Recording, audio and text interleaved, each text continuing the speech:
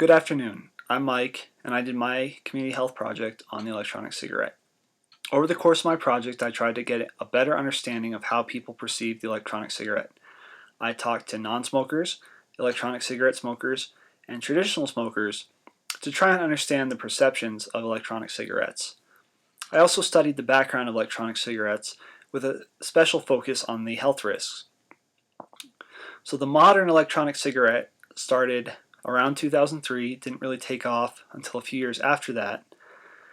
And an electronic cigarette is simply a nicotine delivery system. It consists of three parts: a battery, a heating element, and a juice. And this juice can contain nicotine. It can be the equivalent of a traditional cigarette, or it could just be a flavored and have no nicotine. So this is a positive thing because it allows someone who smokes traditional cigarettes to switch to an electronic cigarette that has the same amount of nicotine as their traditional cigarettes and slowly work their way down in the amount of nicotine they're consuming. The problem with that being is it's the lesser of two evils. A lot of the health effects caused by traditional cigarettes are caused by the burning process.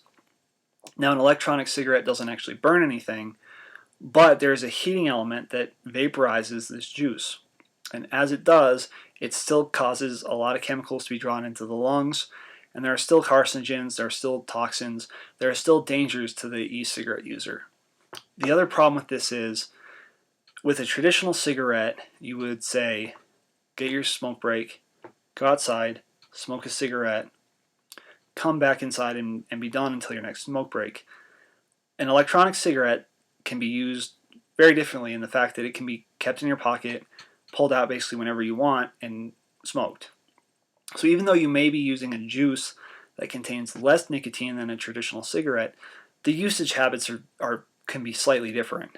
So it could theoretically be possible to be consuming more nicotine over the course of your day using electronic cigarettes rather than what you would consume if you just used traditional cigarettes.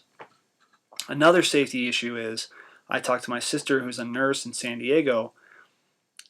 She worked in the burn unit for a few weeks, and they actually had a lot of patients come in with burns to their face, mouth, tongue, etc. from e-cigarettes actually exploding in their faces. Burns to the airway are very bad. So there are definitely risks associated with smoking these. They are not a safe alternative to smoking traditional cigarettes. And that's a big problem because the CDC recently published a paper releasing their findings. This is the first time that electronic cigarettes have surpassed traditional smoking by high schoolers and middle schoolers. So what we have is a new generation of teenagers, adolescents, who see these as maybe cool, safer. One reason or another, they find these more attractive, and electronic cigarette use in high schoolers and middle schoolers has skyrocketed.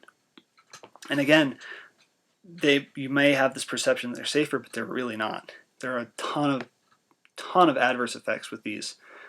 They still can contain nicotine. Nicotine can have very adverse effects on adolescent brains, developing minds. You still have that addiction.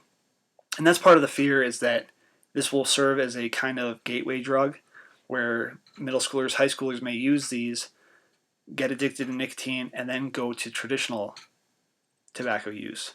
So there are definitely fears about that. And the problem with that is, as I said, e-cigarettes pose their own health risks. The other part of that is we haven't really studied the long-term effects of e-cigarettes. They only recently came out. I mean, 2003, it's now 2015. We really haven't seen what could happen to an e-cigarette user 10, 15, 20 years down the road. So we have a new generation of students, of high schoolers, middle schoolers, who have turned to these as maybe they think they're healthier, maybe they think they're safer, and we really don't know what effects those are going to have in the long run. So